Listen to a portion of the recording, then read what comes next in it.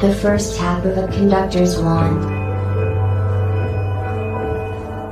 The first rivet in a mile-high tower. The master link at the genesis of a never-ending chain.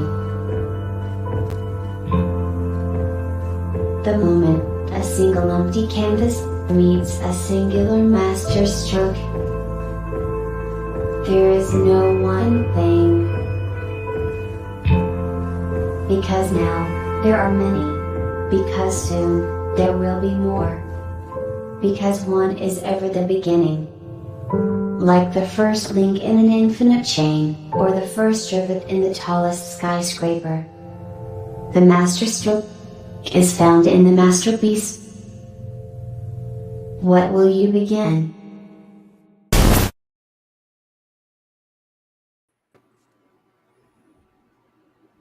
Muted. You're muted.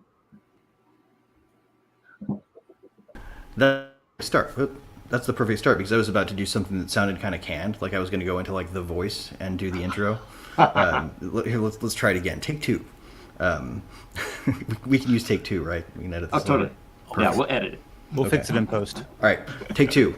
Welcome to the World Blockchain Roundtable. I am your Grandmaster of Ceremonies, your Poobah of Chaos, your Ringmaster for today. Welcome to the... Wait, that just echoed back. That's awesome. Just go with it.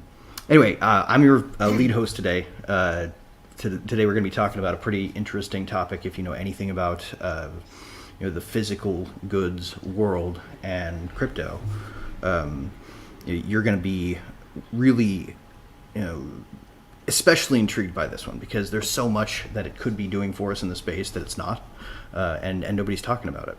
So that's what we're going to remedy today. And so today we've got our hosts, Dave from Den.Social. Hello.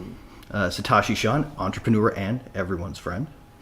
And we've got Joe, the founder and architect of Dragon Chain, and I'm Greg from Rivet. So just quick update from last week. Each host will receive 133 lot. Each topic contributor from last week will receive 55 lot. The theme was suggested by Darox.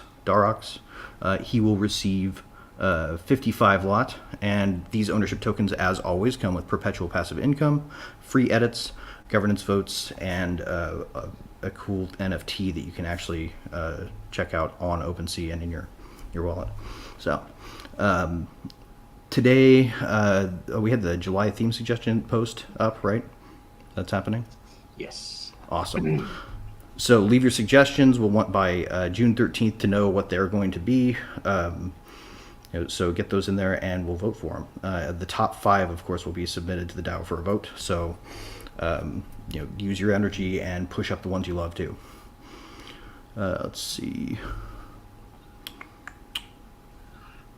Oh yeah, we're doing a new thing this week, which is opportune for me to get to announce, because it's to my own interest. So hosts who lead the episode are now going to get lot in the amount equal to the lot awarded to those who post questions. If the show goes over or under 90 minutes, or whatever the current DAO selected time is by more than 5 minutes, they will not be awarded the extra lot. So this is an incentive to keep us on track. We'll see how it goes with me, but I'll do my best. I think that sounds fun. That'll be interesting, because then it gives you a reason. Now we'll get to know there's a permanent mini game going in my head every time I'm doing this. Yes. And the great thing is, if the whatever your role is called, the premier host, the presenter, whatever that is, that it's up to you. You could cut it short. You could stretch it out. Sacrifice the extra bonus. It's all right. I could just arbitrarily go outside of it all the time, which is probably what's going to happen. You can say you meant to. That's the best part. Yep. So. Indeed. Okay, so current events. I think that's where we're at. Yep. Let's start out with current events. What's going on? What is going on in the world? What's the deal with the world today? What the fuck? What the actual fuck? Not strong enough for this question. What do you think? I guess the current thing is they're supposed to come out this week with whatever they decided was the thing in the January 6th stuff. I just heard that they're having a prime time January 6th committee. That's literally what they called it. A prime time. It's on prime time. Yeah. Is anybody else sick to death of the puppet show? Because I am. Well, that's exactly what I was going to say. Is that's truth in advertising. They're billing it as what it is, an entertainment show for the masses. At least under Trump, he literally came from the WWE. Yeah. You know what I mean? The crazy thing is, like wherever this comes transparent. down, whichever side you're on, right? This is absurd because they're actually not going to be able to, by any stretch, do anything unless they're doing something unconstitutional. Like if some consequence happens from this, other than Congress saying, "Okay, we're issuing a report." Yeah, but is it really? The whole the floor can vote on. Constitution is not absolute. I don't know if you've heard our former vice president say that, but the Constitution is not absolute. Second Amendment's not absolute. It's Yeah, well, things are fluid. They man. can say that, and that's why we wrote it, right? Fluid. Yeah, we don't want a permanent record of it or anything. Yeah. In any case, it serves as a good distraction from like the fact that they screwed up the baby formula industry. Yeah, I was talking to my mom about that yesterday. Actually, she surprised me and swung by, which was pretty cool. So we were hanging out and talking a little bit about the world, I guess. She's a very reasonable person. She watches all sides of the debate, kind of. Unlike me, she's a very reasonable person. You got to preface that. Yeah, well, unlike a lot of people, it's one of my problems with the world is the unreasonableness of it. But no, she doesn't. She watches the stuff she doesn't like, which I think is mature. But anyway, we were talking about the food, baby food shortage stuff, and it would surprise me that even with somebody who does try to watch like different sides of the conversation and read different sides of the conversation, she didn't realize that we had just like shut off production, and that's why it was short. Yeah. You know, like there was a recall and a shutdown of one of the 3 plants that make all of it in the U.S. or some shit like that. It was literally there are only 2 operating plants. One of them was already down, and then they shut down another one of them. And so something to do with supply allocation in it too. This wasn't an entirely. This has a little bit of a toilet paper phenomenon to it. Like everybody remembers the toilet paper shortage, right? Yeah. It wasn't that they ran out; it was that they had some dedicated to other sectors, and the logistics and administration of the bureaucracy held it up. It also well, really that and what the kind of the theme is today with production. We're so dependent. We were talked about one plant in the U.S. going down and everything goes to hell. Don't even think about antibiotics. We're literally 94% dependent on China, just one country, not even like around the globe on antibiotics. See, that worries me because I'm on. I take meds. I take head meds, and it's something that if I go cold turkey on it, I'll probably have seizures and shit. So sometimes I think about that with supply chain. It's like if my baby formula gets cut off, what does that mean for me? I can't make it. I was going to make a penis joke when you said head medicine. But just so a public service announcement for everybody: do with this what you will, because your local and state and federal laws may vary. But the dark markets actually had the price of baby formula fall during this period because it increased in volume. There's no supply problem there. More efficient. I mean, it's more efficient. They'll have I don't know. Yeah, and here's the thing, though, because the other thing, if you're watching for next year, and there's a lot to try to think forward that far for most of the populace, but the fact that we have war in Ukraine. Ukraine and Russia supply a lot of the fertilizer, right, from the world, and maybe not in the U.S. Maybe we have enough here, but my thought is that they're literally aiming us directly for the Brondo is what plants crave phenomena, because you're going to end up with it's like, oh, none of the crops are growing. President Camacho, what do we do? And and we're all going to I don't know if we have the guy sitting there from the 50s to come in and is he frozen to thaw out and be like, hey, what's the reasonable thing to do? Right, that kind of deal. Yeah, no, it's the funny thing. Phenomenon. Oh my God, it's so weird to think of. You guys know that for you say that, I can't imagine sitting back years ago watching the movie thinking this is going to be brought up in a serious conversation as the Brando phenomenon.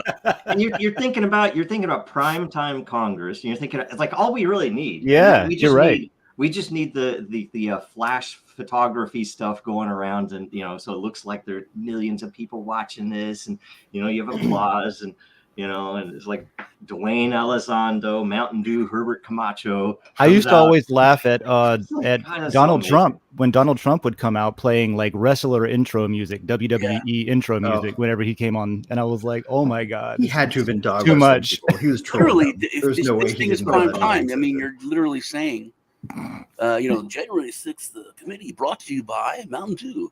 Yeah. Literally. Well, I mean, we have that right now. It's just brought to you by Pfizer. Yeah. Like they're gonna make the Brondo. All we're missing is the ring where the both different sides of the aisle drive around cars with big purple dildos on them. Did you guys know and fight each other? A bit of history I hope we make that a law. Honestly, they said in I think it was in, I can't remember which movie, but I'm pretty sure that it was Gladiator, that they actually took some stuff out of the script that was in there for historical reasons that was just not believable, where they would in the before a fight that they would actually have promoted speech that someone would basically announce a commercial before this fight, so somebody's paying them to say this in the middle of the arena, and I don't know, it all happens right now, but most of it's behind the scenes. Like you have certain people talking, and we have to try to put together, well, wait a minute, oh, he has a major donation from Pfizer or some other group, right? And none of it's public. We don't know who these guys are actually speaking for. So I was talking to Joe yesterday. I interviewed Joe yesterday, so you should check that out. It's going live today. But it's more just of us hanging out talking than it was, and trying to control ourselves. When we get off camera, it's and we open up more. But I was telling Joe that we have and he's been like local politics, state politics for as long as I can remember. Because actually, when I was a financial advisor, I was going to get this office, and he got the office, never used it. It was like his local office, never used it, but he took it, and I was really pissed because it was a good deal. Anyway, Sid Miller is his name, and he's, I think, our comptroller or something like that. But recently, he's very, and I hate politicians. I really hate when I like them or when they do something positive, because I have to bow down. That's a red flag right there. Right? Like, this was good. I like this. It was like when Lee went and did the speech about the Green Deal and had was on the floor of Congress talking about we're all going to get around by seahorses like Aquaman, and he had we stay warm with tauntauns. that was the greatest speech ever made, fictional or not, or nonfiction. But Sid Miller, whenever there's a problem, he of course comes out and says, Democrats are terrible, it's their fault, blah blah blah. But he posts like solutions, like the baby formula. He actually posted like recipes and how to make baby formula. It's like, hey, it's not a big deal. Just mix Karo syrup with milk and this and which I thought was interesting thing to me. Oh, and one more, because I was talking with Joe about. Yeah, sure. Go ahead. That people don't realize this. We're at this point, and it goes along with the Brondo phenomenon, where we're about to have generations who don't know that there wasn't baby formula 40, 50 years ago. It just didn't exist, and everyone lived. Yeah. That there's people that don't know that there hasn't that paper money is new. It's an experiment. They think it's always been that way. For hundreds of years, thousands of years, it was paper money. That federal income tax has always, the U.S. always had it. There's literally, we're at this line where the people that know better are about to exit, and literally, people do not know because it's not taught by design, I'm sure, but it's a weird, scary time. Yeah. I see the same thing every time I try to drill down like to the seed or the root of a problem that I'm trying to thought experiment or something. It comes down to education. It comes down to basic something to do with education, something to do with like. Well, I think you hit a really great point there. Yeah. Right. Like I think the real key is that we were way past the ability to even educate others on the subject. There's been so little, intellectual rigor on this topic, so little understanding of it from anything other than hardline ideology. The only way you can make money as an economics professor or instructor these days is to either be a contrarian to the prevailing view or a hawker, like a seller of it. Like you either have to be, you have to crap on the current order or cheer for it, but there's no third question that anybody asks. Nobody asks like, no. Wait a second, has it always worked like this? When did we make it like this? And maybe there's something fundamentally broken about it. Yeah, it's always binary because any nuance is blown off. Any nuance is ignored. The media won't push it.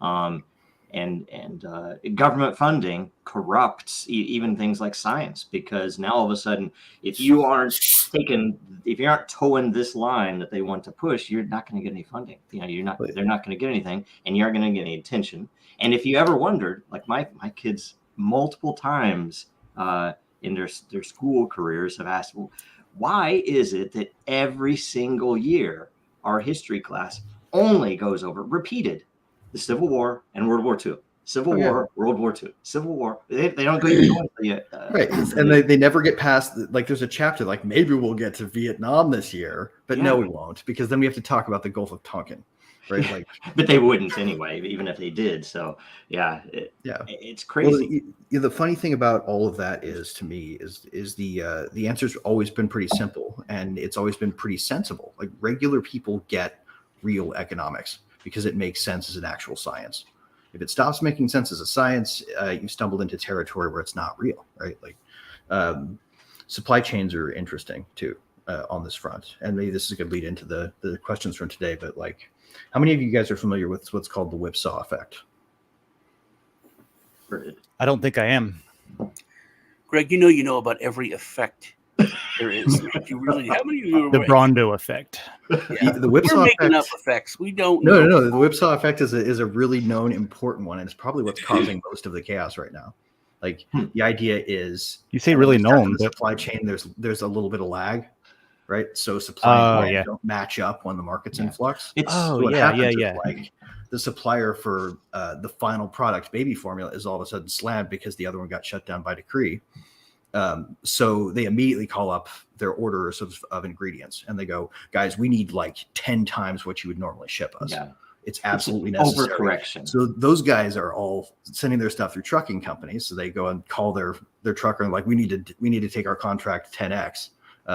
Please give us a break from the rate, and they'll work out something and they'll ship it, and then it gets to the baby formula maker, and the baby formula maker takes all that and makes an assload of baby formula, by which time the market has panicked and demand has dropped to a level that's completely suppressed. So everybody buys an assload. It's out of stock again.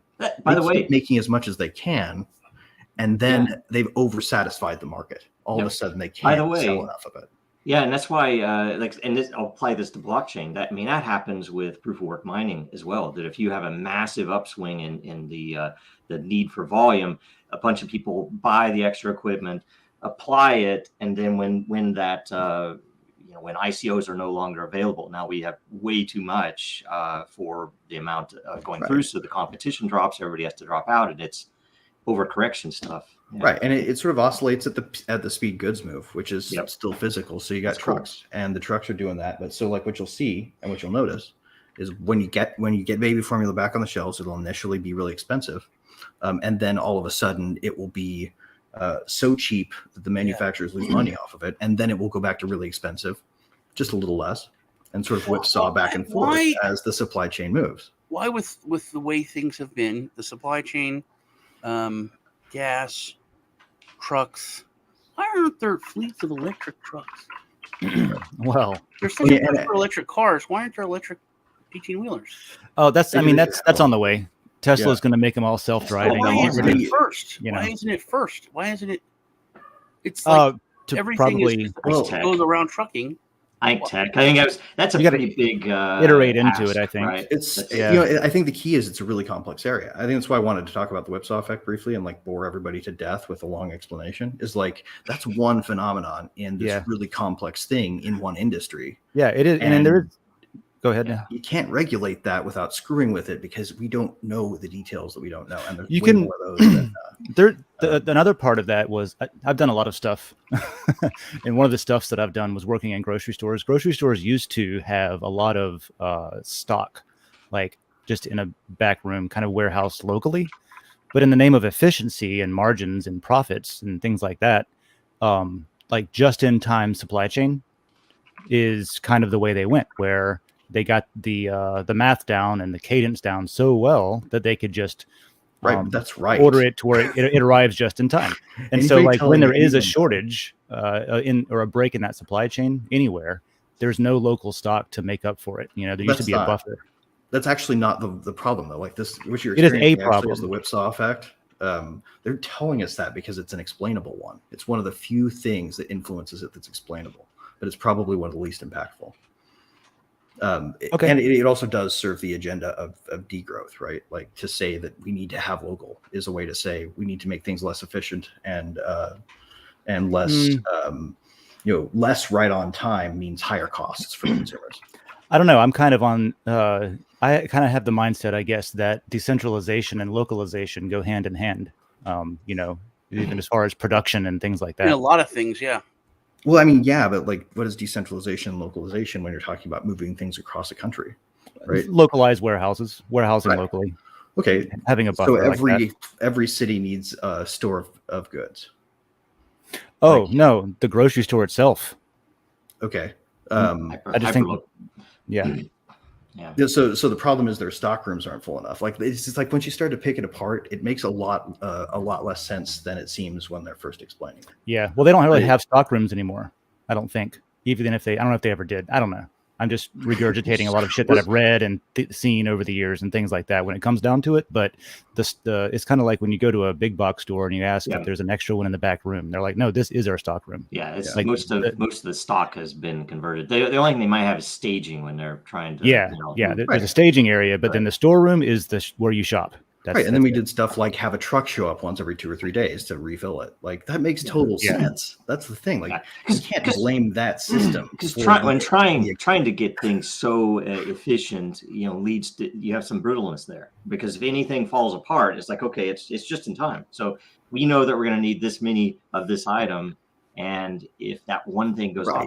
But free market economics suggests it's always going to optimize towards just in time. The problem is going to happen when people change what is reasonable in terms of allowable. It's not a physical reality that there are 1,000 new miles between here and Mexico City, but it is the new reality that they're going to stop the truckers for an extra long period of time so they can shove a stick up their nose while they search their truck. Yep, and I've heard cases where they are putting various regulations even. For the transport of fertilizer, that right when it was most needed, that a lot of the rail companies were not allowed to ship it. They had it, right, but they could not move it. Right. And that was because of some regulatory thing, and I don't know if it was. Maybe my views like out there on the wall, but I feel like right now what we're seeing is the promise of sort of the world agenda of degrowth. World Economic Foreign Policy is being implemented right now. What is that? What is that degrowth thing you're talking about? What is this? What is this agenda of degrowth? What does that mean? Oh, okay. So it's the idea that the only way we can make the planet safe for human life is that human beings need to stop using all of this energy, and that means, by its nature, if we're going to do it in time rather than ramp up energy sources so that we can maintain our quality of life, then everybody's quality of life has to take a hit. And thanks to the wonderful concept of climate justice, the global most developed countries that use the most need to take a little bit more of the suffering than the global south, because we've already used more than our fair share of carbon. I'm not familiar with that. We need to not only take an equal amount to them. Well, I think we need to be punished in sufficient amount to make up for all of the economic enjoyment we've had at their expense. I'll tell you. I think that's the de facto whether or not it's ever been stated, but that is what all of the climate agreements have essentially set in place, and they've kept a country like China out of it, even though they're producing a massive amount of pollution. Because the argument is those people haven't had enough time to enjoy grocery stores and air conditioning. We need to give them more of that, and we need to make sure that the people in the United States learn their lesson by taking into account water and power supplies for a while, because that's the only fair way to do it. It's taking into account the stage of development of the nation, basically, and giving a free pass if you're just now getting like in the last so many decades. That's weird. Yeah. The bottom line is appropriate it from us and give it to the world. China is very in all things. It seems China is this weird exception to the rule, because it's not just us too. It's their growth in technology, in income is all so fast, so much faster than the rest of the world. You know what I have heard related to that though. Because I hadn't heard a lot of what you just said, Craig, but I have noticed a couple of things that, for one, the argument about like using less energy, you know what I mean? Energy conservation, that debate, that conversation. I want to have it. I think it's absurd. I think we should use as much energy as we can possibly use. The problem isn't from the usage. The problem is where we get it, how dirty it is, how sustainable it is, and that. Right, but this idea of a Malthusian trap is been debunked throughout history. Like Malthus has been wrong and continues to be wrong and is still wrong and will be wrong in another 200 years. And yet people continually come back to this idea that human beings are going to overrun their capacity, and that's how we're going to end our civilization.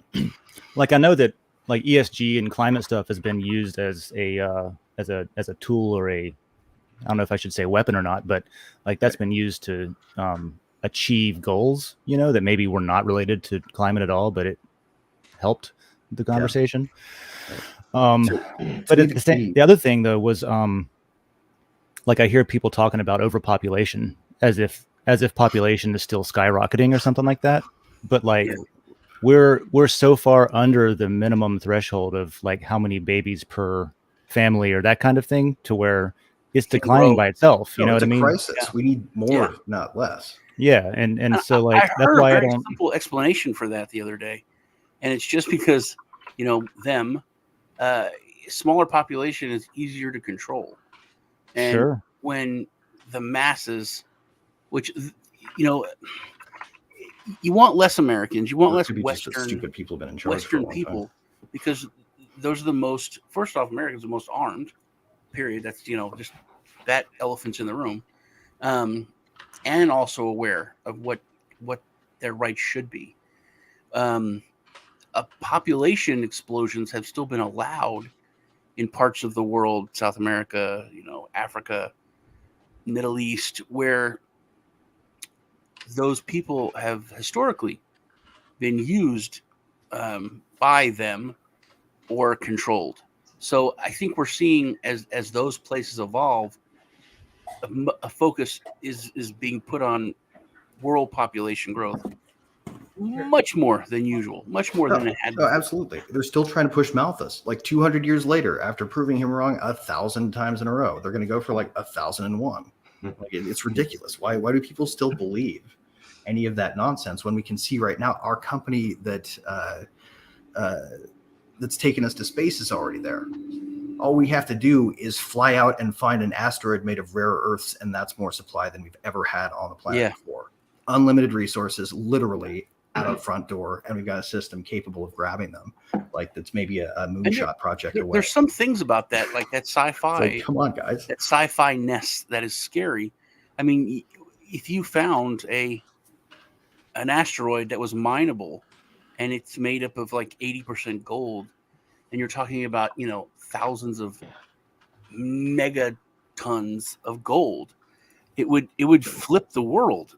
Well, we're gonna go out and De Beers is gonna lobby against it though, because they're afraid to find a diamond floating out there. Yeah, they will. Yeah, and the worst part is when they find bitcoins on one of those asteroids, because I know I've always made that point. They're gonna. Yeah. Anyway, what do you do if rare whatever isn't rare anymore. It's just it just changes everything. And the crazy thing is, how will it affect the market? It'll basically be people speculating on whether they expect SpaceX to find an asteroid with whichever element or commodity that they are already invested in. Musk's family came from mining. They own an emerald mine. So what if the end result is he's gonna not really mine? Though. Yeah. But that's kind of a half truth though, the emerald mine thing. I don't know if we want to get off on that's actually completely it's a distraction by people who actually that might even be a distraction by people who it was a joke, man, about Elon Musk is the only dude going to space. And if he's comes mining, that's what I was saying. I'm sorry it went over my head. I just hear so many people say that seriously, and I'm like, I did want to say something though, that I had this realization, because as things are so terrible, and as politicians say things that are like so ridiculous, I just keep hearing it in my head, the way he said it. You know, a 9mm will make the lung come out of the body. It was almost like Trump-like the way he delivered that. I still haven't gone up and looked that up, and I remember you saying that. I haven't seen it. The only complaint anyone makes about 9mm is that's not powerful enough. Yes, exactly. 45 has more stopping power and this and that. It's just to hear him say it and just everyone just like, oh, no, come out of the body. It's good for memes, but it's the lung defenestrator. Yeah. Do you guys have you guys seen also? There's a huge push because one of you mentioned about these people that have been governing us for so long. Yesterday, Sean brought up that these people have no life experience. They've been they never. You remember George? I wanted to tell Greg that because you kind of did open my eyes that they're not stupid. They're smart people. I don't think so. I think you give them too much credit. But no, I think that I actually have revised my opinion. Really? I think that there are stupid people out there, and I think they're for some reason really good at running political campaigns. Well, it's not. No, also, it's like also a lot of political people are like they're like the people in the news. They're just good for one thing. They have a good smile and they can deliver terrible news they're actors, with a good voice. All the people that are pretty and dumb, you can find them all. So they're located on your cable news and in your capitals. So not only are these people just given terrible information. Maybe they're not super stupid. Maybe some of them are smart, but one or two of them maybe. But here's the point that hit me this week. They're not normal humans. And I'm not just Americans. I made this point to Joe. If you look at Biden, our former vice president, he hasn't had a job for 50 years. He has had bodyguards for 50 years. His life is unlike anyone else's life. He is the most non-normal person there is. This most non-average Joe. And that's the life that these people lead. So not only are they just in a bubble and fed information, but they have no concept of what any kind of job is. And they never have. And here's the thing. They're not offering any great vision. None of them are. Any of the politicians that are running that you're going to be able to vote for this in these coming elections have their own vision. They don't. They're put there. They're brought in. They either have money behind them. They're a puppet string somewhere. Or attach them themselves once they get started. It's it used to, what we're describing is an aristocracy or some form of what would be a blood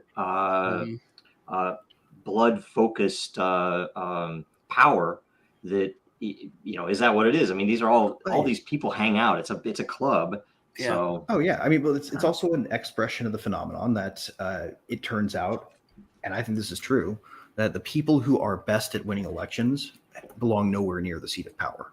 Yeah, but literally, but like a 23-year-old kid who nobody would trust with, super important stuff.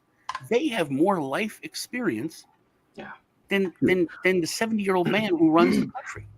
Right at this point, you could have Siri do random dice rolls to make policy decisions, and you probably do better. I'm not joking about this. When it was Hillary Clinton and and Trump, I literally made a joke, and then I thought about it, and I was like, I actually would do this. I would have voted for Coco the gorilla. I'm serious, because Coco the gorilla came out and started to give political opinions, and they were very. I mean, it's a monkey, so it's very basic, but it was like on par. It's like people need to be nice to each other. People need to stop doing this. People need to stop fighting. Why are you fighting this person? It was so spot on, and it was a gorilla. And I said, honestly, I would vote for a gorilla. Back then, when the world was kind of at peace and no one was worried about things and things weren't that serious. It's neutral decision making. Can I say, because what Greg mentions, if Siri were to make random dice rolls for policy decisions, I think effectively that's what you have, because here it is, and to me it makes sense. Hey, if we set up a form of government, you have that, but you also have narcissistic.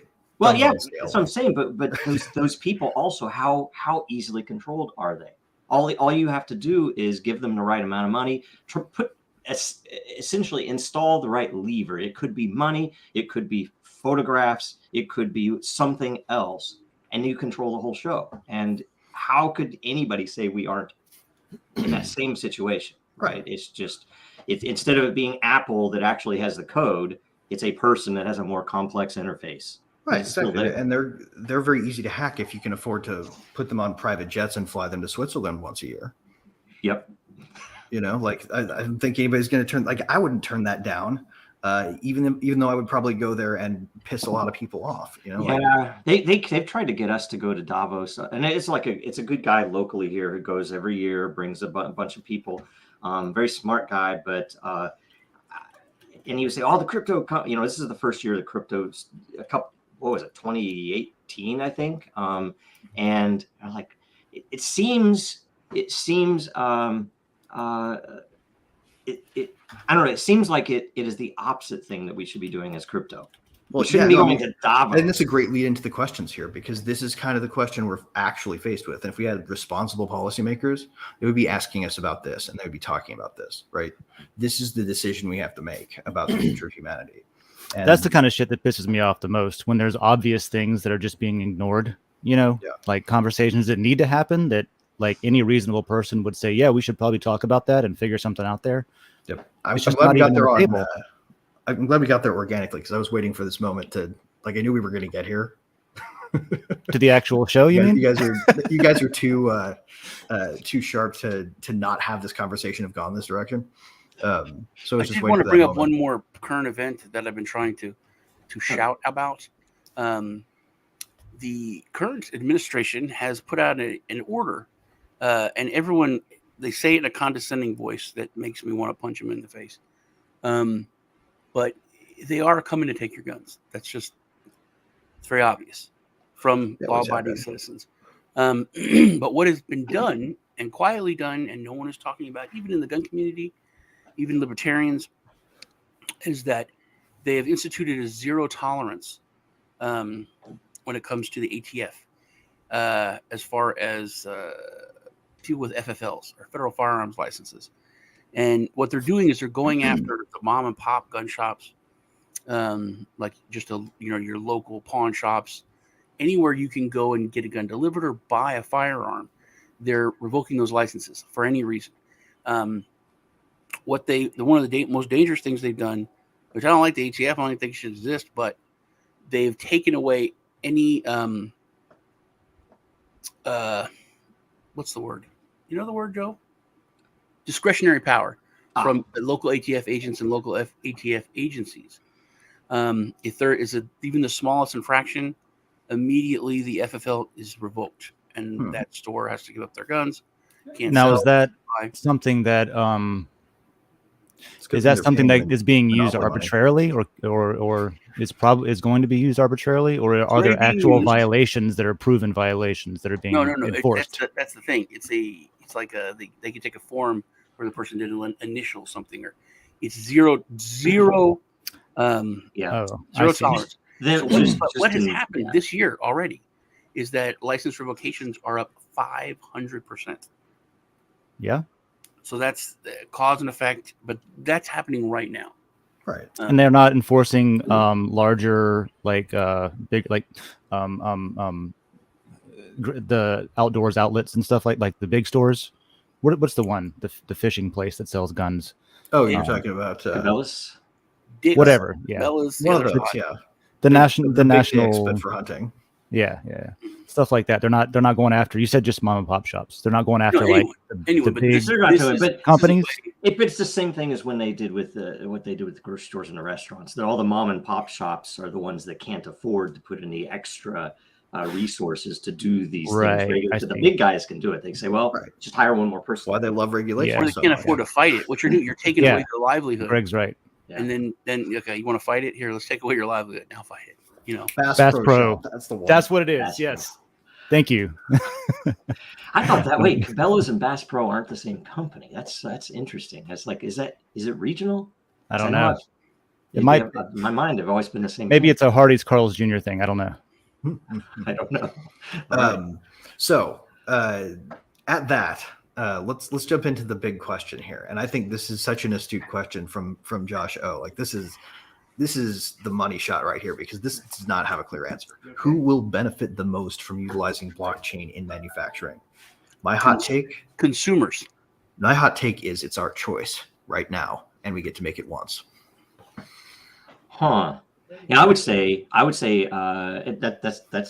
I want to know more what you mean there, but my take would be that just like most anything, that the those who benefit most from utilizing blockchain are the honest and honorable. Because it is typically, I will tell you, the reason that you do not have blockchain involved in voting at all, as an example, is because the very people who benefit from fraud in voting absolutely do not want, and guess who that is? That's all of them. That's all of them are in power. And this the same way. If you're cheating in your books, or you're doing anything try to skirt regulations of the law, then you don't want the blockchain there. Right. Well, and it belies a truth underlying the concept of money altogether. It is decentralized democracy. It is emergent, self-organizing democracy. You want a real vote? You have however many of those you have in your spend every week. Your budget is your number of votes, and that's across everything. And I don't think they want people to realize that their power is in what they do with their productive surplus. Like what you actually do with that is how you decide the future. So when you say we can choose once, what do you mean in terms of how we focus using it in I think it comes down to a point of do we have the moral courage to do what needs to be done? Because people who want to control this thing and keep the status quo would be happy to accommodate us in the engineering project. Okay, because I would say, okay. And they would be perfectly happy to collaborate and bring us to Davos and have laws that match our systems and do all that stuff, so long as we don't disintermediate them at the top. Yeah, that's why I think you need your nation to be run by the people that are that are radically in favor. That's what they're radically in favor of liberty, because they could be as long as they are focused on we want to make it so that you have the freedom to do these things. They're going to be the ones that aren't hiding stuff. Now, with manufacturing itself, I would say when you look at it, if you've ever read like Henry Ford's bio, right, that he did some crazy stuff with, especially in that day in manufacturing, where any little benefit they could get from a byproduct, they would use it. He had stuff that I didn't even know was possible back then with the energy efficiency, where they did not leave any stone unturned to find places that they could sneak a little bit of value out of. And that type of stuff, that type of an operation is where blockchain shines, because you get an accurate estimate, you get an accurate measure of what's actually happening. Right. You can go back in time and look, and it's like, wait a minute, we changed this one thing and we saw this stuff that you wouldn't otherwise have measured. And that's where I think it could be really valuable. Well, it can be hugely powerful. Let me ask you this, though. Do you guys think that it's probably a better use of it to track the actual supply chain and get information about it, or a better use of it to track the amount of hypothetical pounds of carbon that are generated by an activity by each individual, for example? I like the carbon Which system tracking. do you guys, would you prefer to have be the thing that we organize the world by? That's actually that's a point. That's kind of I see where you're going.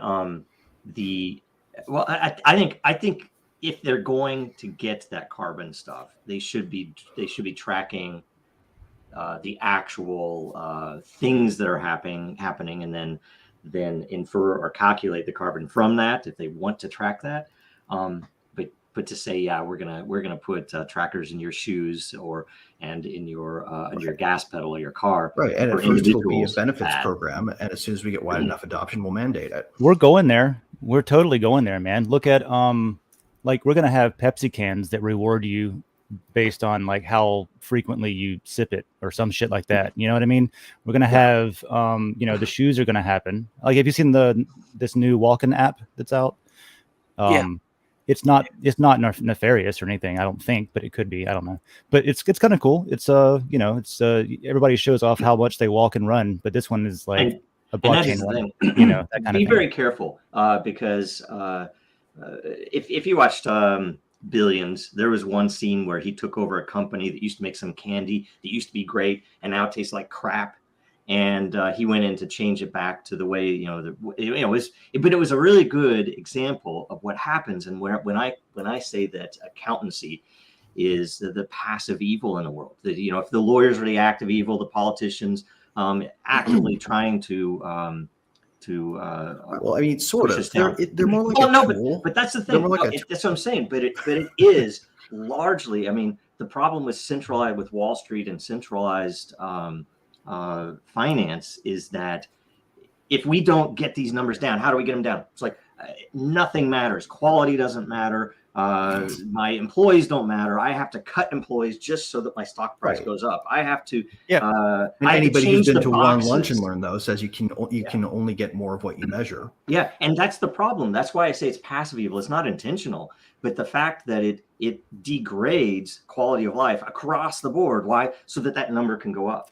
And it's the same damn thing with crypto, if you want to ask me, because we are fully, just to get that number to go up, we're saying, okay, we need to get the big institutions to adopt Bitcoin. It's like, no, you don't. That's not the intent of it. And guess what? It ain't does. For them. Doesn't go up. It doesn't make the number go up. You give it to them, they're going to derivativize it and make it so that it responds to market movements in fiat.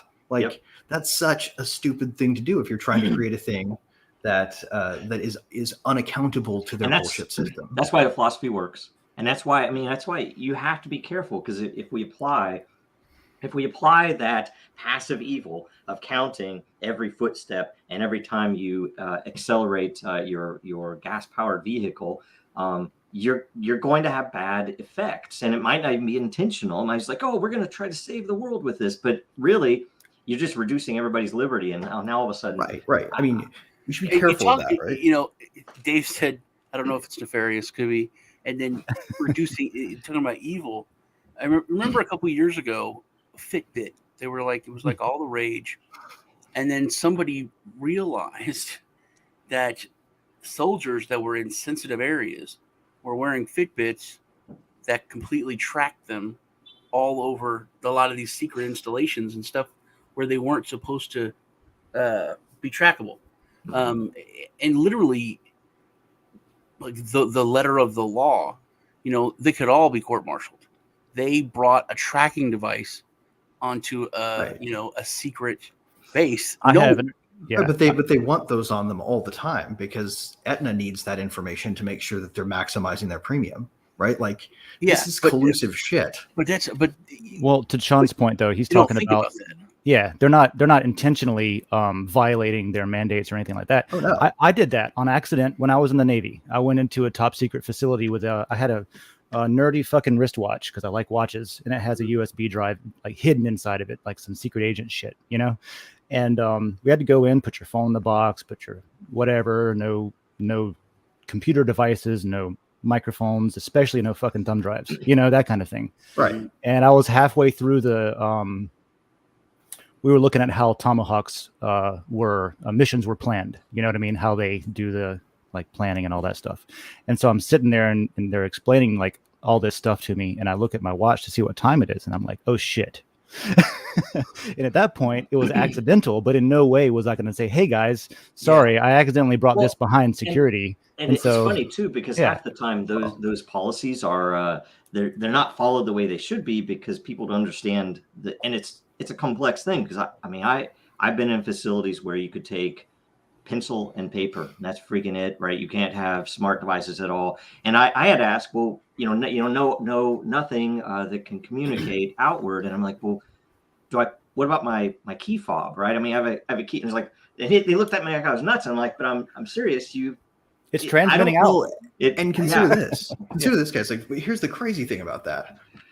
If somebody asked you to do a little dance before you went into a building that had no purpose other than to like appease the rain god, you know, like, we need to make sure this leaky building does not get flooded, so we need you to do an anti-rain dance right before you come in here every time, and most of the time we catch it and it works, right? Like, I play a little game with security checkpoints. I find the most innocent violation that I can get away with, and I sort of shoplift my way through the security. Like, I'll like take a bottle of Mountain Dew that I didn't finish outside of the checkpoint and see if they catch it. They don't care most of the time. Yeah. They're there to look like it matters, but they do cause slowdowns, right? They make the whole process more of a pain in the ass. What does that do in the aggregate, right? If you take every lost minute in airport security lines of people doing theater, like, that's my theory, by the way. How bad does it get economically? You're never going to get John McAfee as president. That was, was like to upset the system. I think, my theory is starting to turn towards, if you watch, like say TSA, the fact that, okay, how far can you push it that, okay, you have a shoe bomb. Okay, everybody has to take their shoes off. It's like, and what was the very next one? I think they were the underwear bomb. There was the underwear bomb. You put a line and all of a sudden, it's like we were not required to remove underwear when we went through. He's like, you have to. Yeah, sorry, you can only fly commando, and if you're coming we should start around the states to get that safety standard up. That sounds like good ESG type of activity. They did not do that, and so I think it might be over time that it's like, okay, you do certain things and you get DHS, so you get waste and waste and waste. At some point, the beached whale will collapse, will die, and maybe that's what they're all trying to do. Right. Well, and the question is, what part of the whale is going to die first? And I think that's another important question to ask. Like, if you are tracking something through a supply chain, what do you want to know about it if you want it to serve regular people and not just like moneyed interests? How does that look? Yeah. What do you guys think?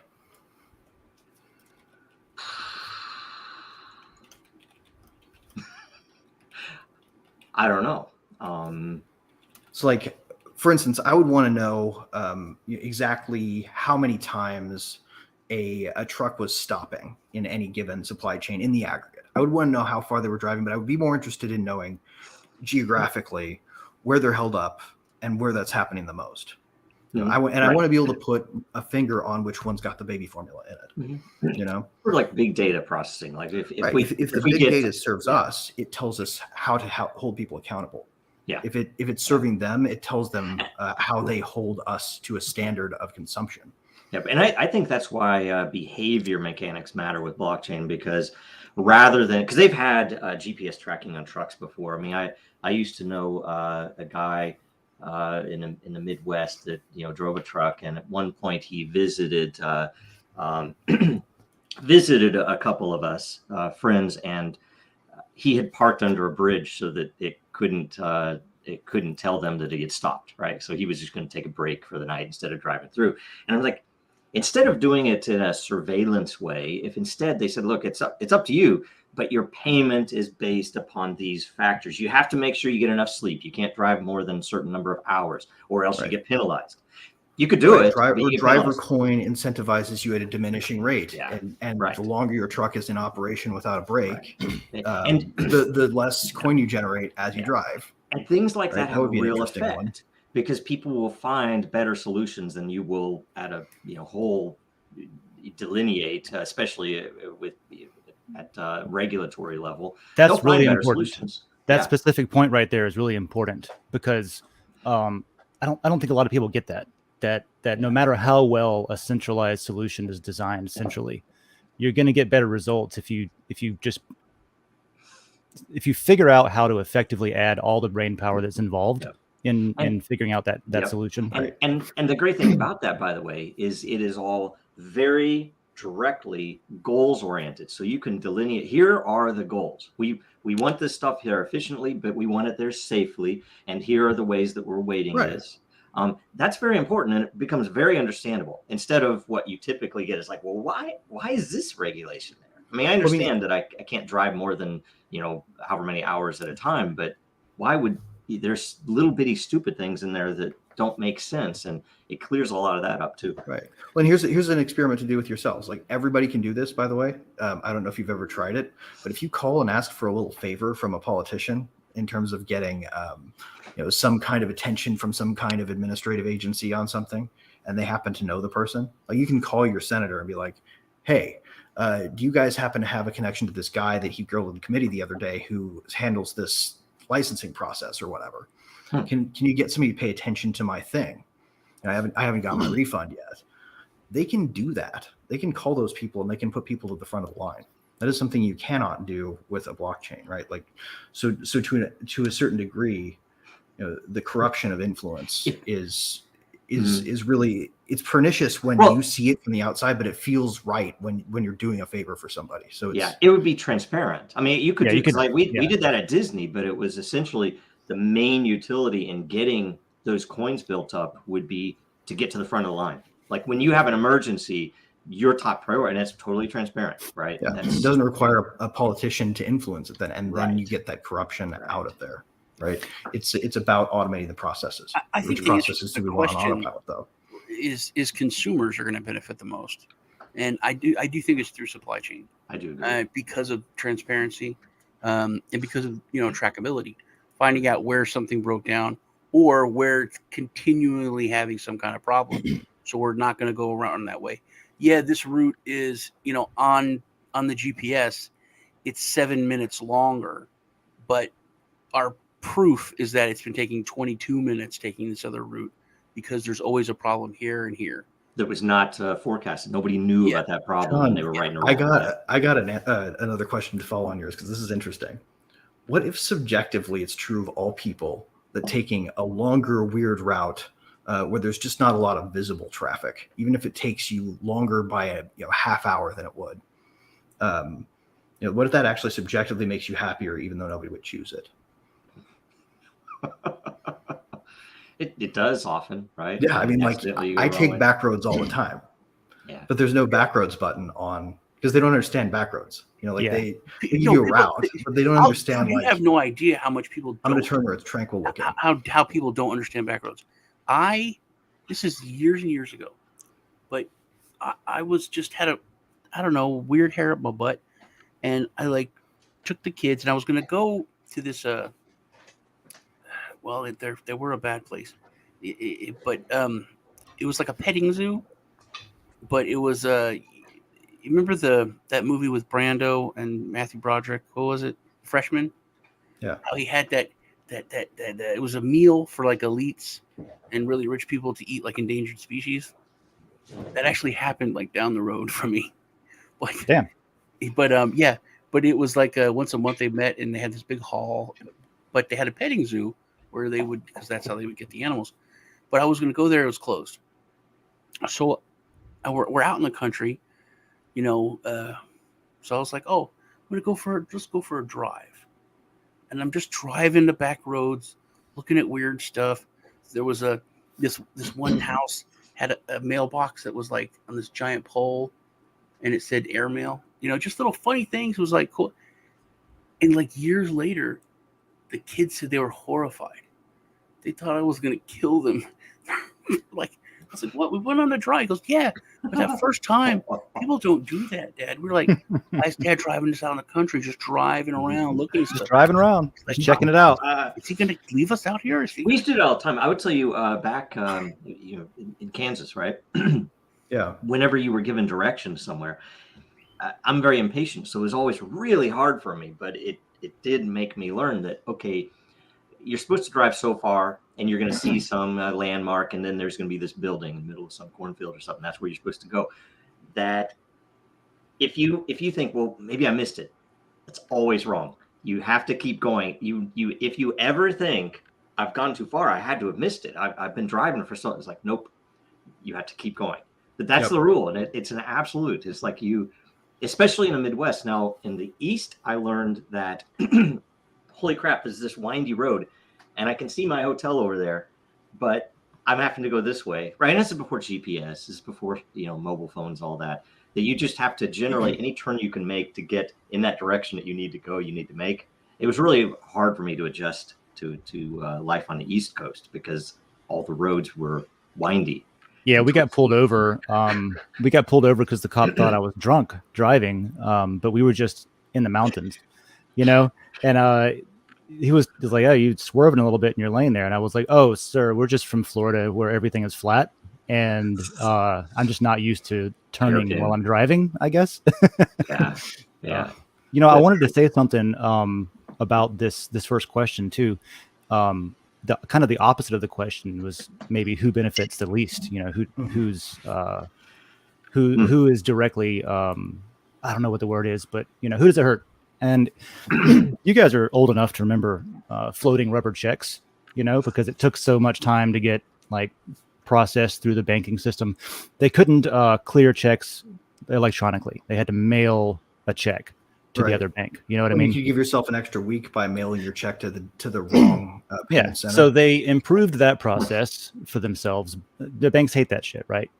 Having pretend money out there that doesn't exist yet, because by the time it gets processed, it will. They love that shit. That's their whole business. If it's their money. If it's their money, yeah. And so what was done was, I guess legislation must have been passed to allow the electronic scans to be what is sent and processed. And so that's in place now. But the funny thing is, as soon as you take a concept like that and then you want to make it more provable and fair and put it on chain, that's when you run into we can't have that. You know what I mean? And it's like what we were saying earlier at the beginning of the question. Is like the election systems and any situation where somebody might benefit from the ability to cheat, where they've got wiggle room, it takes out the wiggle room. It takes out the the good old boy system, This is why transparency for the powerful and anonymity for the powerless is where things need to be. It should be sort of like the way Cult DAO is structured, where it's like the many and then these 50 entities who you have everything. And that's why that exact pattern is really important when you think about, when we dismantle the surveillance system, this universal surveillance. It is my opinion that in a republic, in a democracy, whatever you want to call us, that we might or might not be, you should have exactly the opposite of what we have. That the NSA should literally be monitoring every single meeting, and it should be transparent. And we should have the interface to it. What if we didn't dismantle? What if we just turned it inward? That's what it should pointed it straight at them. Dave, that's actually a crime called kiting. Kiting? Yeah, I used to do it because it was, easy. But if you had 2 checking accounts, and if things were tight, I would go and write myself a check from bank A or B and put it into my, A account for, $500 or $300 or whatever, just to be able to, cover stuff. And then I'd write a check, deposit it in bank B from bank A for the $300 or $500. So when the check hit 2 days later, 3 days later, when the check I wrote deposited here hit that bank, the money was there because I wrote a check. And then by the time that check went back to hit that account, I got paid. So, you're able to, basically you're giving yourself a payday loan. Yeah, you take the risk of whatever their fee is for bouncing a check. Which is less than a payday loan. But if that ever happened where it bounced, they would shut your account. They were like, hey, we know what you're doing. Yeah, but it's for those of us that are paid by yearly salary out there in the world, for example. Why aren't you given that whole lump sum and then asked for it back if you're fired? That's an interesting question. because I got into an argument with somebody about that.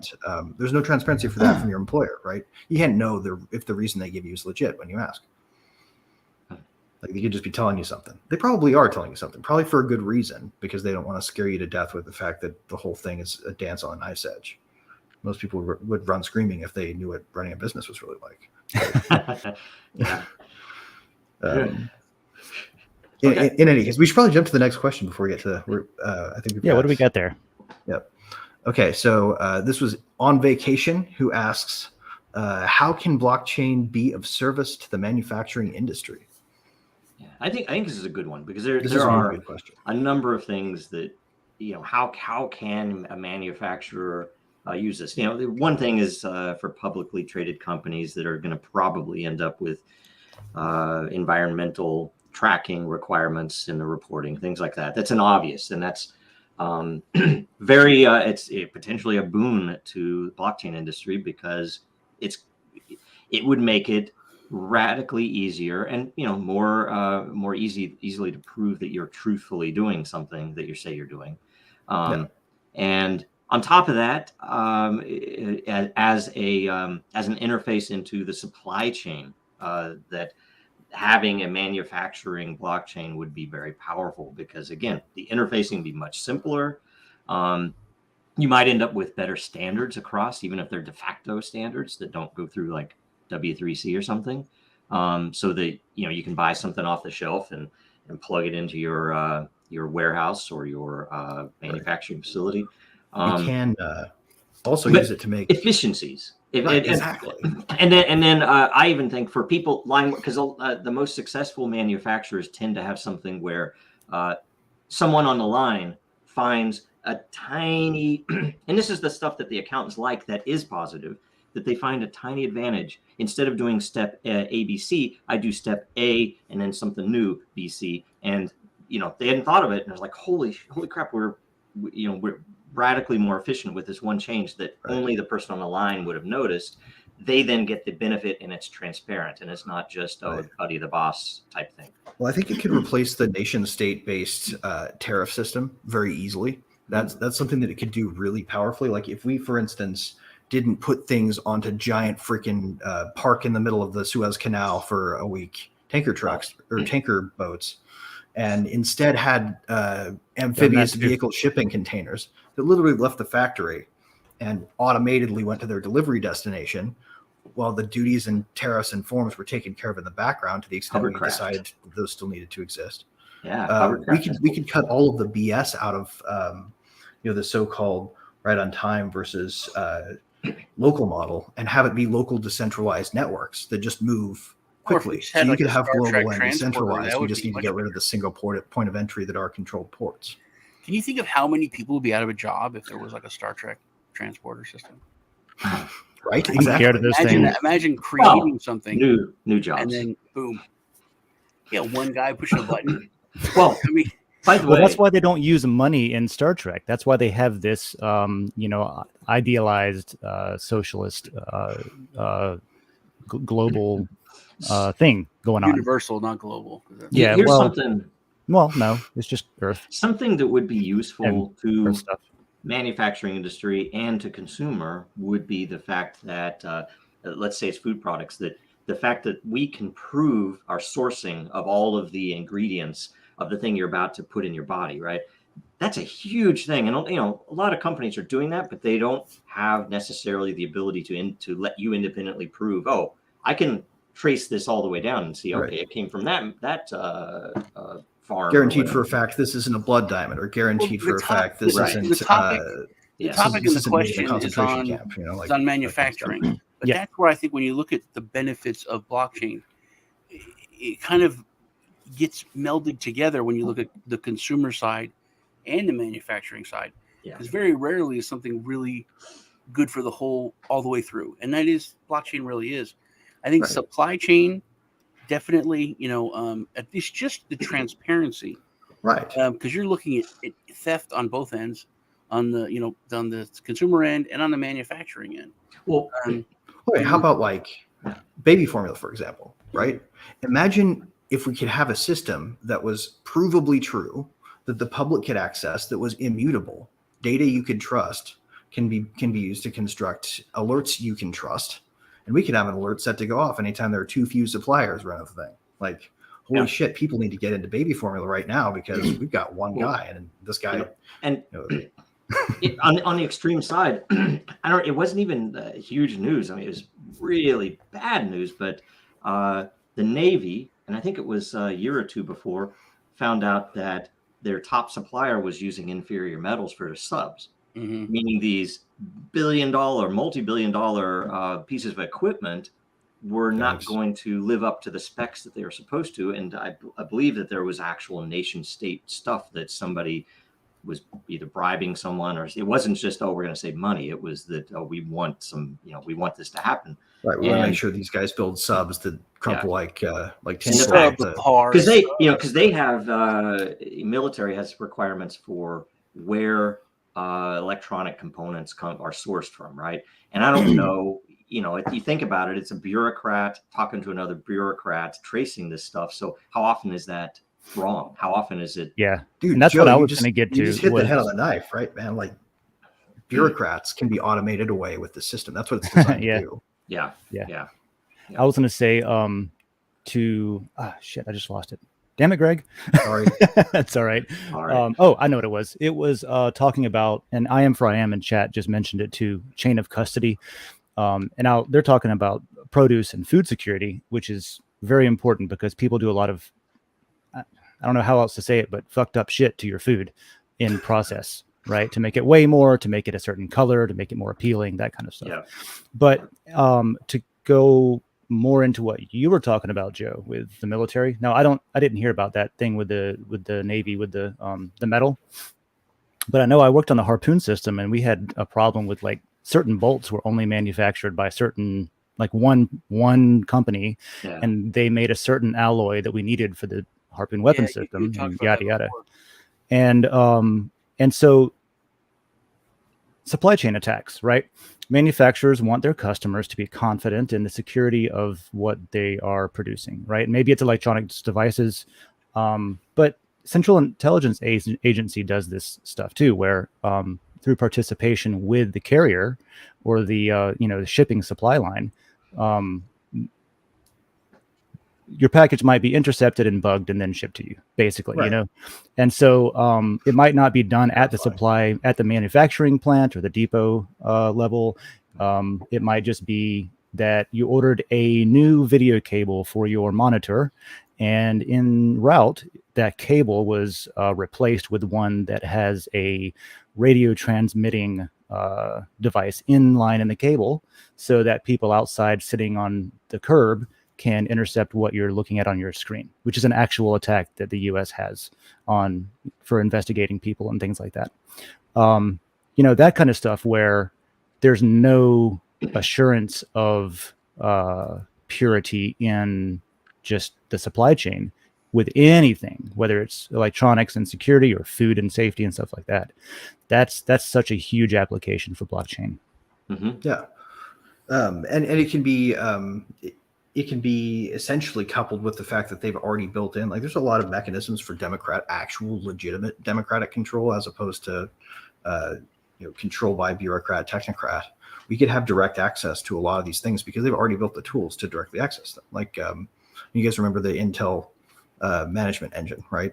Yeah. This whole thing where pretty much if you've got an Intel machine made after 2008, if the company decided to, they could build a botnet of every machine ever sold just by flipping a switch. Well, they could at least access the information on your computer. Yeah. Yep. Absolutely. Cool. Yeah. Yep. That's, I think, Apple has, no, that's not the same thing as with their chips. I'm just thinking out loud. Never mind. Oh yeah. No, the ARM architecture doesn't make allowances for that, though. I don't know if Apple's published their modifications to it. Probably not. Well, their M1 interprets x86 and executes it on ARM, like pretty well, like interestingly well. So there's probably a lot of shit going on in there. Like Intel has an entire, this is what the Intel management engine is. Isn't it like MIPS or something? Isn't it like an entire operating system on a chip? like Yeah, a small one. Well, it's like an operating system that runs at root that can be accessed remotely by and it's all in silicon, key. right? Isn't it just all it's part of the lithography? It's in the bare metal, basically. Yeah. So it's kind of, I mean, it's scary when you put it in the hands of the Davos crowd, but it's potentially really powerful if you put it in the hands of everybody because blockchains control it. And you're able to be sure about stuff, right? If you've got transparency and you've got control, so you can actually see what they're doing. Yeah, confidence is pretty powerful. Yep. So, you guys want to hit another question? Yes. All right. So we've got Jacob Wayne. Always good to hear from you. Do you think manufacturing companies like Tesla will be the first to adopt blockchain technologies to pave the way for more? I think that's supposed to be corporations. Is it FUD savvy or full self-driving? Is it I think what he's saying is corporations that are less averse to being targeted for being the first to pull the trigger. Got you. Like not afraid of the FUD. Like exactly. understanding FUD enough to operate as a business with the information. Right. Like anybody selling like I don't know, bedding, like Bed Bath & Beyond is not going to be the first to adopt it for their supply chain. Like probably I don't know, man, because when you look at companies like Tesla, they're the most aware of it. So, I mean, imagine like the MyPillow guy just finds out about blockchain. He's like, "Oh, it's great. Let's put it. We're going to adopt it 100%." That I think is probably going to be what happens first, because there's so many, like when you look at Tesla and especially tech companies, they know all about blockchain. It's out there. Everyone's talking about it. I think it might be a company that does not really know about it, or because it's been adopted in China, especially for pharmaceuticals. Because like we made the point in the beginning, it's where all the pharmaceuticals are. But was it 2018? They had a outbreak of something, and they shipped out a bunch of the medication, and a ton of it was fake, and people died, and it was a big deal. But it was strictly for profit. They sent out like sugar pills, which were nothing to produce, and they made money, and then people died. So the government was really pissed. They cracked down and they instituted blockchain tracking on it and on this medication. So I think more Western world, in the Western world, I don't think it's going to be. I don't think it's going to be like Tesla or tech companies. I think it'll be about money. Well, and it'll be like a manufacturing corporation that comes up with it for the bottom line. And I'll say say Tesla, it's odd because Argument talks about this. I mean, they track the torque applied to every bolt. That's brilliant. Why? Because if something goes wrong, they can go back and look at it. And and the issue with they're doing that in a database. They're not putting that on chain. So the difference is it's like, well, and this is when you go and talk to any company as a blockchain company. We talked to a major accounting firm, I will say, and they were like, well, people trust us. That's our whole point in being. People trust us. And I'm like, they trust you until they don't, though. That's the thing. You need to be putting this on chain because one of your people is going to, want some bonus and basically cheat. And that's your reputation on the line instead of being able to pull out. This is exactly what happened. It was this one person. They violated this. This. It's fair accountability. At the same time, though, it also lets us build systems that don't require arbitrary rules, right? Like we can actually design the necessary behavioral incentives directly into it without a bad dog with a whip on the other side of it. Like, because instead of like the Wells Fargo, just like that, Wells Fargo was rewarding staff to get more accounts. Why? Because they want more business. They wanted more accounts, but they didn't say how. And so these people were creating bots that were making normal people open thousands of accounts and close them over and over again. And they never paid a penalty for it, really. Yeah, they did. They paid a cash penalty. Yeah, but the government got their cut of the grift.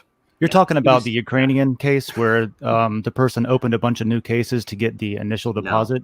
No, this was rampant, the though, actual right. bank managers opening thousands of accounts. Oh, Like, that one. Yes, if you have an account with Wells Fargo, they would just open 2 accounts and your name. And the it's 2008 financial crisis was caused by the same thing with housing applications. Exactly, and it's the same thing with, you remember Volkswagen, where they were false reporting mileage numbers, right? Yes. It was for their diesel emissions and stuff. If they would have had it on chain, it's like, no, here's the test. Here's whatever sample we have to have. Right. It would have been caught, first of all. That said, before that happened, right? That said, and the guys, reputation. This is that inflection point where we have to ask the question: do we want a world where the way that we think about this, where we conceptualize the machine, is that individuals breaking the rules need to be punished by a collective authority, or do we want to design it such that people's natural behavior blends so well with it we don't need mechanisms of punishment? Yeah, it should be microtransactions where you are effectively rewarded for following the full rules, which do change, not but be they're able to get transparent. paid until you do the thing you're valuable for. Yep. You know how there's a difference between negative and positive reinforcement when you're training a dog, and the typical dog trainer's professional recommendation is to use positive reinforcement. It's far more effective. You'll get a much better companion, follows the rules a lot better. Wants to follow the rules. We treat citizens are treated worse than dogs. We use negative reinforcement on, we train citizens with negative reinforcement on everything. Everything's based on punishment, that kind of thing. So you don't get people following the rules because they want to. You get people following the rules because they're afraid of being punished. That's our whole system. And that's what blockchain can reverse. Blockchain can start treating citizens as good as we treat our pets and stuff like that. Right. Well, I mean, and moreover, better than that, we can do away with the notion of, what I would consider a generally unethical violation of human free will. That is the system we discovered with behaviorism. We shouldn't hack people's brains without their informed full consent. Yeah. And I do want to hack my brain, but I want to be leery about it. I want to be aware of what's going on here.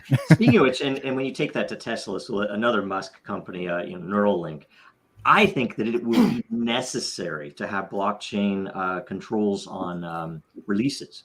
To open source, you can see what you're putting into your head. And it has some real use for people who have issues. Like it might, and I don't know the whole of everything. It can reconnect the spinal cord. Yeah, that it can do things that are of value to individuals. But they should have a full transparency of what's actually in that code, and it should be controlled, by. Right.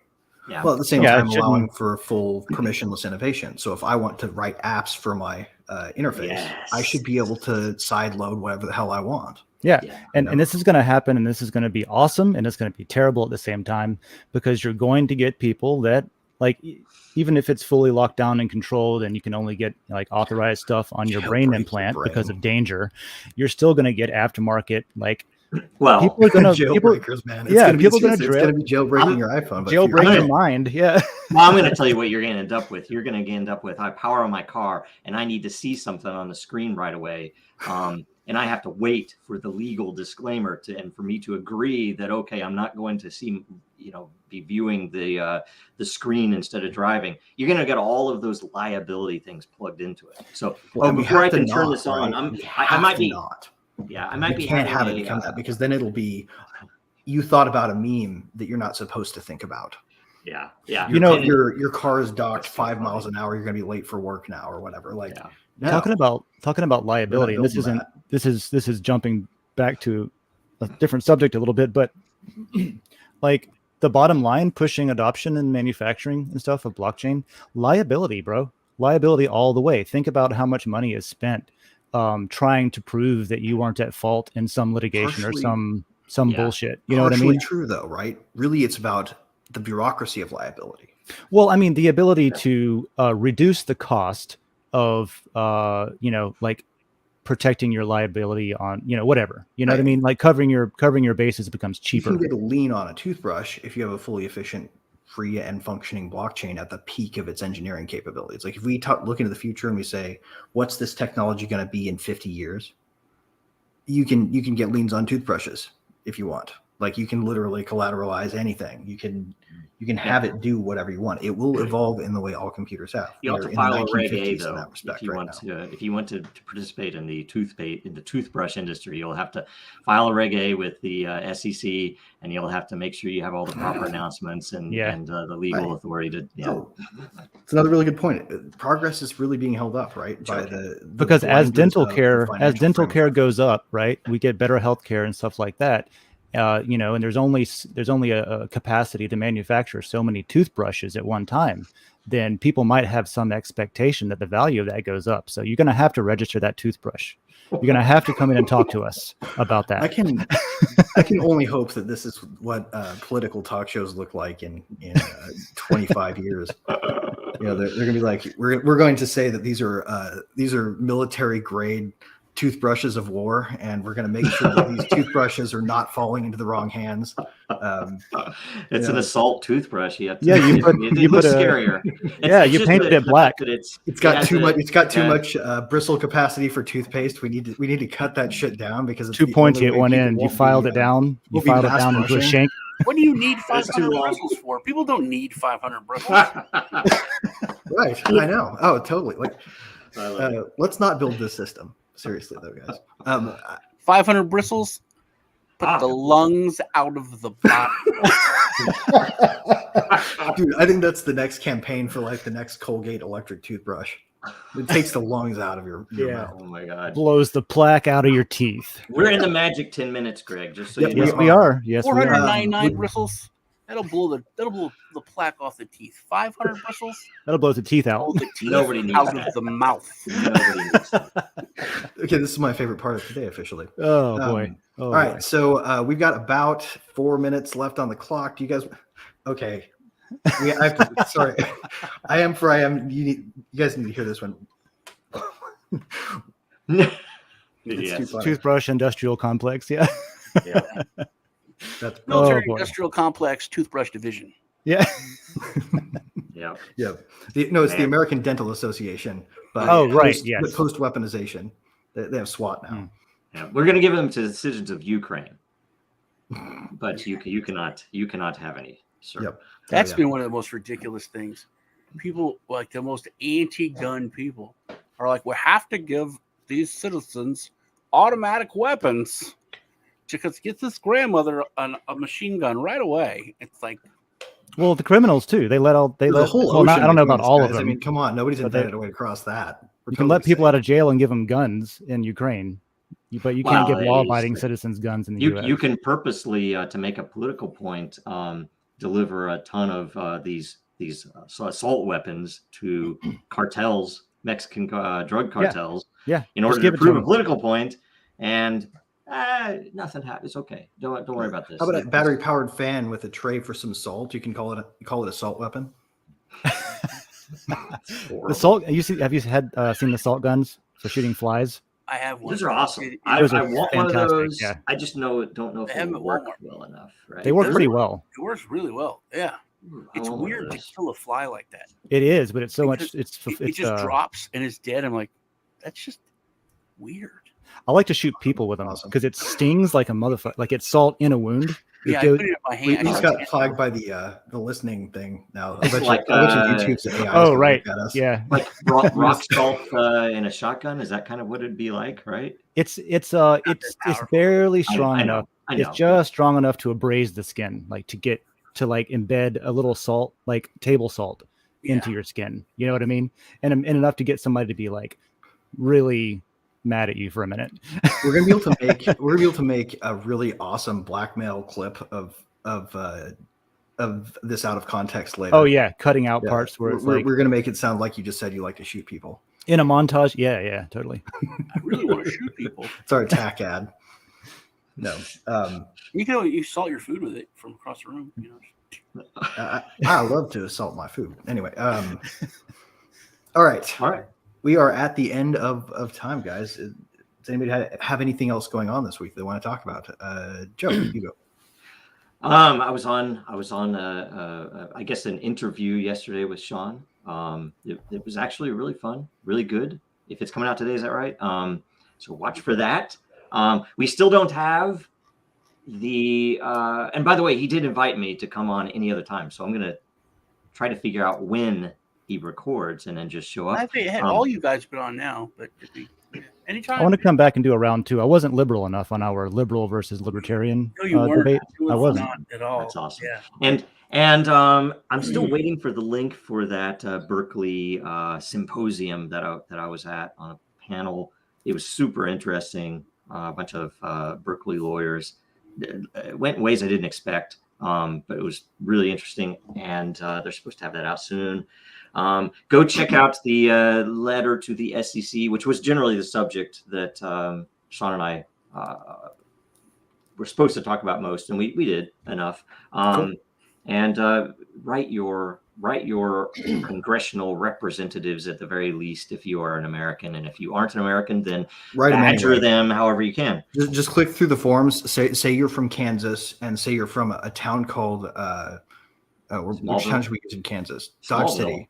Let's say Dodge City. Dodge City's good. Make yourself from Dodge City, Kansas, and comment anyway. And if it's an absurd beyond the population number, we'll know we reached you guys. There you go. I don't know how many people are in Dodge anymore. When I was there, it was 20,000 people. So anyway, all right. Okay, so next, let's go to Dave. What are you up to? Yeah, sure. I'm going to pull up my screen real quick. We on Den, so I'm over on Den.Social all the time. You'll find me over there most days if you want to check.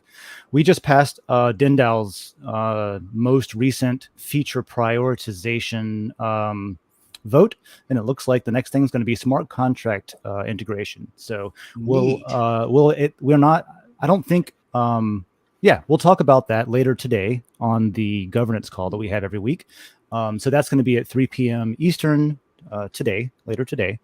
So that's what's coming next over on Den. We'll be able to actually make our tags do stuff, instead of just representing what it is. All right. So that's what's going on with Den. Awesome. Okay. So Sean, you're up. I got the interview with Joe, interview with the CEO of Presearch, which it's something it's really cool. You can get paid to doing your search, but it's all decentralized with people, and you can give up the processing power of your computer and earn, allowing people to use it for their search engine. Kind of what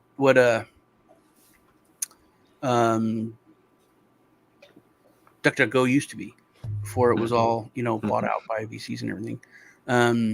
Well, even more decentralized, and you can earn. So that's pretty cool. Joe, did you look up that Christiana place? Not yet. I have it written down. Dude, you were talking about that? I was just talking about that. Yeah, they did. I just found out about it it's amazing. It is the coolest thing ever. Yeah. I put a link to the video in the private chat, and I put one in the regular chat, but it won't go in the regular chat. It's been going strong since like the 70s. It's fantastic. Yeah, it's like and they pay no taxes to the state that they're in or anything. Yeah, it's like in Seattle or wherever they had that where the riots, they made that city it's no longer America, that kind of thing. But they did it in the 70s, and it was hippies, and they've kept it going. And it's like it's in Denmark, I think. It's right in the heart of Copenhagen, I think. But it's just a narco-capitalist place. And the thing is, though, that it's not anarchy because they have instituted laws. There's a few people that have been there, like 3, like no hard drugs. That's phenomenal. Hard drugs. And that's like no hard drugs, no violence, no something. That's like that. There's like 3. So it's like Chad, but if it worked. Yeah. Jazz. Awesome. Jazz, so I'd love to carry on this conversation all day, guys, but we have an incentive that I do not. Oh yeah. I got 2 minutes. And approaching. And we've got about 2 minutes or a minute and 35 seconds, something left. T-minus 20. Real quick from me, I would just like to close out by asking everybody to do a little bit of extra work for yourselves, to go pay attention to the details, to find out who you're buying things from. They're doing things that are antithetical to your interests, and buy elsewhere, because you have the power to vote with every single unit of value you spend. And the things that you vote for will be the things that you get more of. So, at that, don't don't give up your power and really take control of it right now, because that choice is going to matter and the details are going to really matter a lot. So pay extra special attention and protect yourselves and stay free. I like that. Vote with your wallet. Stay free. That's awesome. All right. Is that it? Yeah. Yep. All right, everyone. Thanks again. This was great. Take care, y'all. Yep. Oh yeah, I guess hit the like button, reshare this thing. Let's get this out there. Really do try to do the Dodge City thing. If anybody sees that and wants to push it, I would love to see that happen. Anyway, peace.